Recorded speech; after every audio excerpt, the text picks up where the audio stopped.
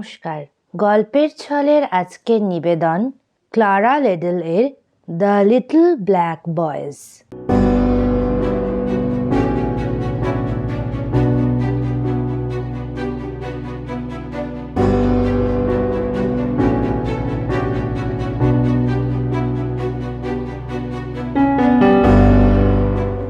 শুরু করছি আজকের গল্প ক্লারা লিটলের দ্য লিটল ব্ল্যাক বয়েজ। টেবিলের উপরে হাজিরা বই, পাশে দাঁড়িয়ে আছেন শিক্ষিকা মিস ক্যারি। আজই বসছে বছরের প্রথম ক্লাস। ছেলেরা কাড়াকাড়ি করছে পিছনের আসনগুলি নিয়ে। ওদের সঙ্গে পেরে উঠবে না বলেই মেয়েরা সামনে বসেছে, মুখগুলো ওদের বেজার। ছেলে মেয়ে সবাই বসে পড়েছে যখন, দুটি রোগাটে ছেলে ভয়ে ভয়ে এদিকে ওদিকে তাকাতে তাকাতে ক্লাসে ঢুকলো, আর পিছনের দিকে একবারও চোখ না বুলিয়ে সম্মুখেরই দুটো খালি সিটে বসে পড়লো ধপাস করে। সমস্ত ক্লাসের দৃষ্টি একসঙ্গে এসে পড়লো ওই ছেলে দুটোর উপরে, পড়লো মিস ক্যারিরও। পড়বার সঙ্গত কারণ আছে, ছেলে দুটো কালো। 50টা সাদা ছেলে মেয়ের ভিতরে দুটি মাত্র নিগ্রো বালক। এক ঝাঁক রাজহাঁসের ভিতরে দুটো পাতিকাক। কিছুদিন আগেও এরকম দৃশ্য মার্কিন মুলুকের যে কোনো স্কুলে কল্পনাতীত ছিল, কিন্তু হালে আইন পাশ হয়ে গিয়েছে, সাদাদের স্কুলেও কালোদের প্রবেশাধিকার থাকবে। আইন অমান্য করা চলে না, তা ব্যক্তি বা গোষ্ঠী বিশেষের কাছে সে আইন যতই অরুচিকর হোক। সিট যখন আছে তখন নিতেই হবে কালো ছেলেদের, নিতে বাধ্য স্কুলের কর্তারা। সম্ভবত সাদা ছেলেরা আগে থেকেই কানাঘুষো শুনেছে এই ব্যাপারটার, কারণ কালোদের দেখে তারা কোনো রকম হইচই করে তো উঠল না। রূঢ় দৃষ্টিতে সবাই একবার ওদের দিকে তাকালো, তা ঠিক, কিন্তু কোনো উৎপাত করবার চেষ্টা তো দেখা গেল না কারো। বাড়ি থেকে অভিভাবকেরাই তালিম দিয়ে দিয়েছেন, বোঝা গেল। বলে দিয়েছেন যে কালোদের সঙ্গে মিত্রতা বা শত্রুতা কোনোটারই করার দরকার নেই, স্রেফ উপেক্ষা করে যাবে, দেখেও দেখবে না। তাই করছে সাদা ছেলে মেয়েরা। মিস ক্যারি স্বস্তির নিঃশ্বাস ফেললেন। গোলমাল হলে পড়াশোনাও পণ্ড হতো, তার জেরও গড়াতে থাকতো অনেক দূর। আইনের সঙ্গে জনমতের সংঘর্ষ তো কোনো অবস্থাতেই আনন্দের নয়। কালো ছেলে দুটির নাম স্যামুয়েল আর হ্যামুয়েল, সংক্ষেপে স্যামি আর হ্যামি।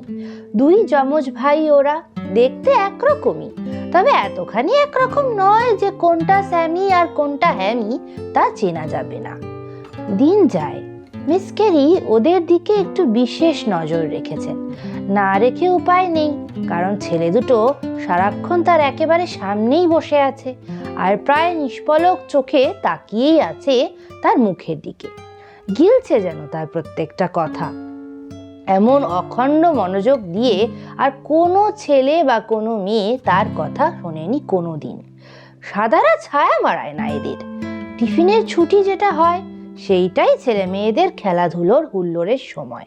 স্যামি হ্যামিকে কোনো খেলায় যোগ দেবার সুযোগ কেউ দেয় না, তারাও সে সুযোগের জন্য হ্যাংলামি করে না কখনো। এইটাই বিশেষ করে মনোযোগ আকর্ষণ করেছে মিস ক্যারির। শুধু মনোযোগ নয়, শ্রদ্ধাও।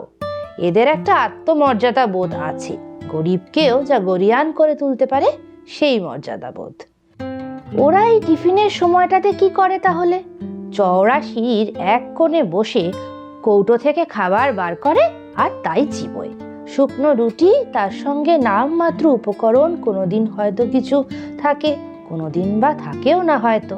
অন্য ছেলে মেয়েরা তখন হয়তো স্কুলেরই খাওয়ার ঘরে ডলার বৃষ্টি করছে স্যান্ডউইচ আর পেস্ট্রি আর বনবনের ওপরে।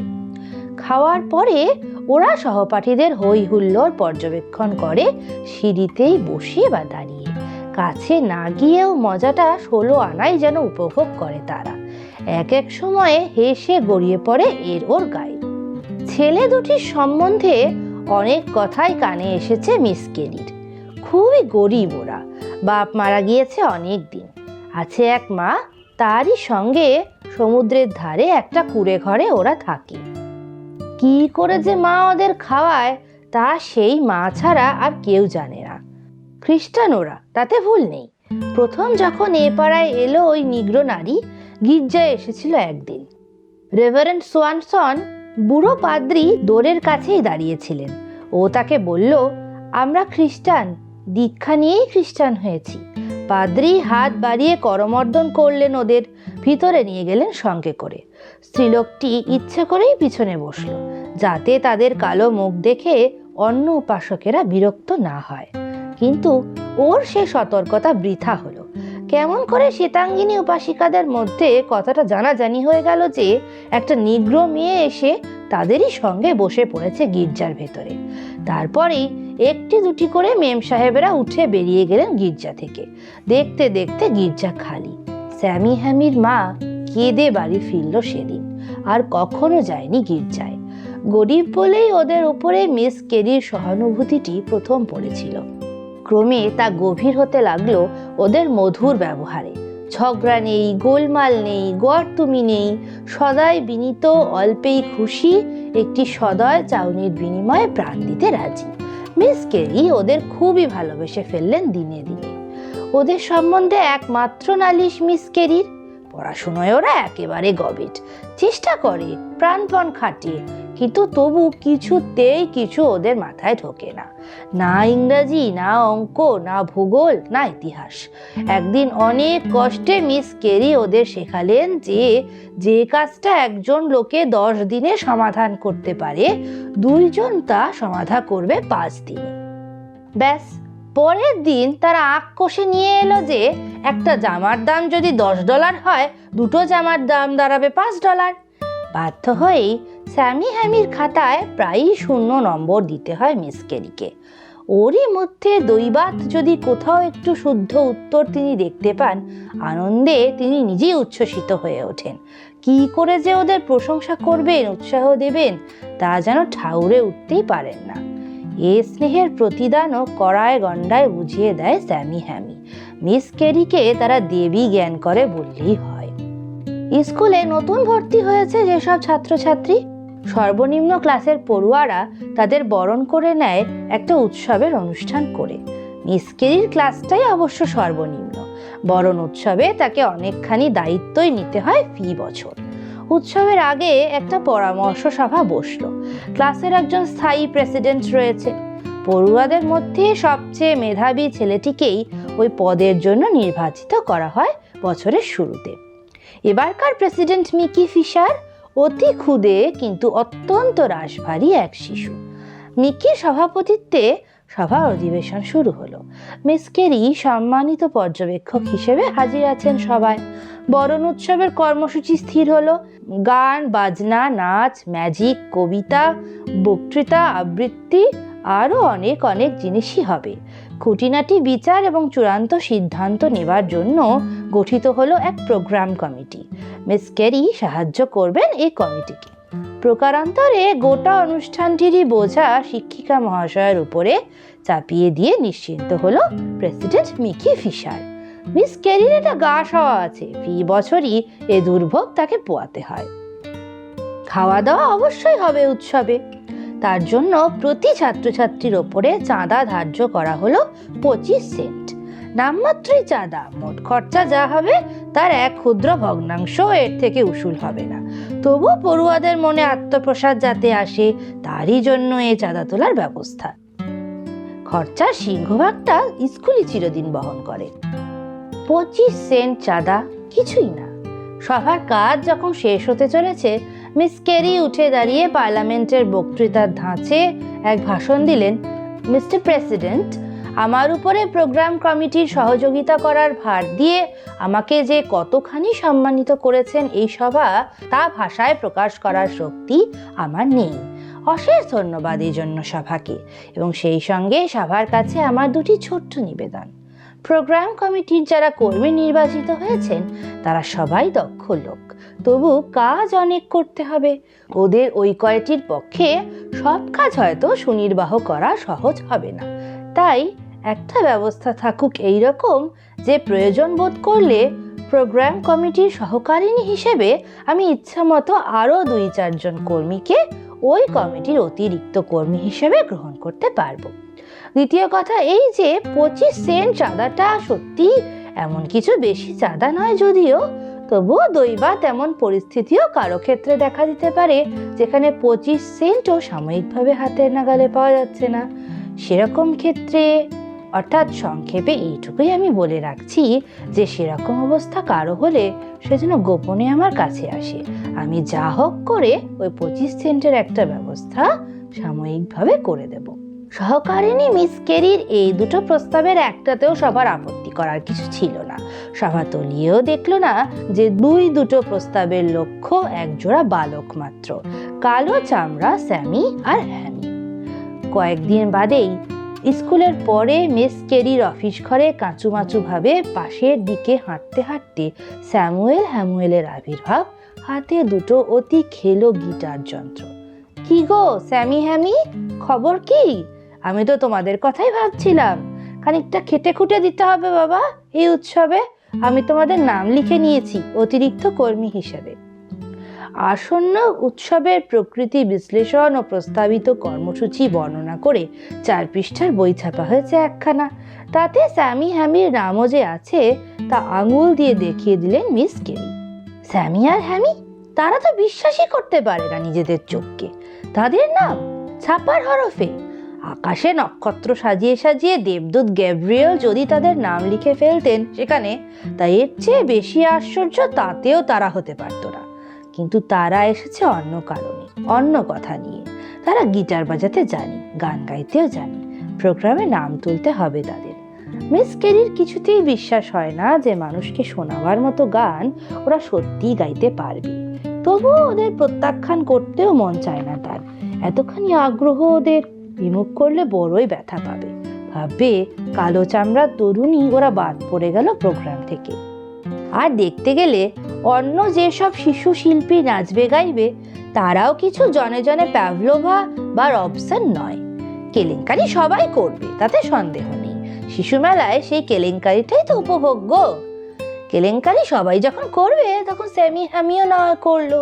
তিনি গিটারে আর গানে নাম লিখে নিলেন ওদের। তারপর ওদের দেখিয়ে দেখিয়ে নিজের ব্যাগ থেকে 50 সেন্ট বার করলেন। এই হলো তোমাদের দুজনের চাঁদা, আমি এখন দিয়ে দিচ্ছি, তোমরা বড় হয়ে আমায় ফিরিয়ে দিও, কেমন? দুখানা কালো মুখ লাল হয়ে উঠল লজ্জায়। মুখ নিচু করে রইল ওরা কিছুক্ষণ। তারপর স্যামি বলল, বড় হওয়া পর্যন্ত সবুর করতে হবে না। 50 সেন্টের মতো মেহনত আমরা এখনো করতে পারি। আপনার বাড়ির লাগোয়া যে জমিটা আছে ওইটা কুপিয়ে বাগান করে দেব আমরা এই 50 সেন্টের দরুন। এতে যদি আপনি রাজি থাকেন তবেই আমরা ধার নেব। মিস কেরি চমৎকৃত বেশি হলেন না মর্মাহত বেশি হলেন তা তিনি নিজেই বুঝে উঠতে পারলেন না। বাধ্য হয়েই তাকে রাজি হতে হলো ওদের বন্দোবস্তে। উৎসবের দিন। খুদে খুদে ছাত্রীরা সেজে এসেছে তরুণীর সাজে। খুদে খুদে ছাত্ররা বেশভূষা করে এসেছে যুবা পুরুষের মতো। অভিভাবকেরা বসেছেন দর্শকের আসনে। উপর ক্লাসের ছেলেমেয়েরা ভিড় করে দাঁড়িয়েছে চারিপাশে। মিস কেরি অন্য সব শিক্ষিকাদের নিয়ে একবার খোশামত করছেন খুদে ছাত্রীদের, আর একবার খোশামত করছেন খুদে ছাত্রদের। খোশামত তাদের নাচে নামাবার জন্য, লজ্জা তাদের কিছুতেই ভাঙে না। কিন্তু ভাঙলো যখন, তখন তাদের নাচ থামানো হলো আর এক সমস্যা। কিছুতেই কি তারা ক্ষান্ত হয়? নাচছে তো নেচেই যাচ্ছে। সে আসরে সত্যি উপভোগ্য হলো একটাই জিনিস, স্যামি হ্যামির গান। ওই রোগা কুশ্রী নিগ্র বালক দুটো সত্যি গাইতে জানে বটে। কে তাদের শেখালো? কেউ না, বিধিদত্ত প্রতিভা ওদের। সব দিক দিয়ে বঞ্চিত করেও ভগবান একটিমাত্র দাক্ষিণ্যে ওদের সব ক্ষতি পূরণ করে দিয়েছেন। গান ওদের স্বভাবতই আসে বলে গিটারটাও মোটামুটি আয়ত্ত হয়েছে সহজে। সেই দিন থেকে স্কুল স্বর্গে পরিণত হলো স্যামি হ্যামির পক্ষে। সাদা ছেলেরা যে এসে খাতির জমাতে লাগলো ওদের সঙ্গে। এরা যে অন্তত একটা দিক দিয়েও তাদের চেয়ে অনেক শ্রেষ্ঠ এটা তারা মেনে নিয়েছে। শ্রেষ্ঠত্বের ন্যায্য সম্মানও দিচ্ছে দরাজ হাতে। স্কুলের পর কিন্তু স্যামি হ্যামির কাজ দাঁড়িয়েছে এখন মিস কেরির বাগান কোপানো। সে কি কোপানো, দিনের পর দিন কোপানোই চলছে। এক গাছা ঘাস কোথাও রইল না। কোথাও যদি মাটির তলায় এতটুকু শিকড়ের সন্ধান তারা পেল, 20 হাত মাটি খুঁড়েও তার জড় তুলে ফেলবে তারা। মাটি ধুলো ধুলো করে তবে তারা কোপানো ছাড়ল। তারপর মিস কেরির কাছে বীজ চেয়ে নিয়ে কেয়ারি করে করে তারা বীজ বসিয়ে দিল। মিস কেরি রোজই বলেন, তোরা আর কত মেহনত করবি? 50 সেন্টের দেনা কি আর ইহজীবনে শোধ হবে না? তারা তা শুনে শুধু হাসে, মুখ নিচু করে হাসে। একদিন সাহিত্য পড়াতে গিয়ে রক গার্ডেন কথাটি পেলেন মিস কেরি, বুঝিয়েও দিলেন রক গার্ডেন কাকে বলে। তার পরের দিন কি মর্মান্তিক দুর্ঘটনা! সমুদ্রে নৌকাডুবি হয়ে স্যামি হ্যামি মারা গিয়েছে। স্কুলের কাজ কিছুই করতে পারলেন না মিস কেরি। ছুটির পরই ছুটে গেলেন ওদের কুড়েতে। দুটো ছোট্ট কফিন পড়ে আছে, স্যামি হ্যামির দেহ ভরে ফেলা হয়েছে তার ভিতর। পাদ্রি সোয়ানসন বসে আছেন এক পাশে, স্যামি হ্যামির মা আর এক পাশে।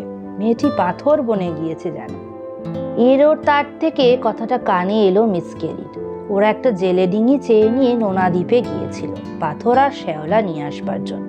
বলেছিল গুরুমার বাগানটাকে রক গার্ডেন করব আমরা। ফেরার সময় একটু ঝড় উঠেছিল, সামান্যই ঝড়, কিন্তু পাথরে পাথরে ডিঙিটা এমনই বোঝাই ছিল অন্য জেলেরা এসে পড়ার আগেই ডুবে গেল ওরা। মিস কেরি, আজ তাদের মায়ের দুঃখ বেশি না মিস কেরির দুঃখ বেশি তা কে বলে দেবে? মিস কেরির কেবলই মনে হয়, আমায় কেন তোরা অত ভালোবাসতে গেলি বাছারা? কেন কেন? শুনলেন ক্লারা লেডেলের গল্প দ্য লিটল ব্ল্যাক বয়েজ।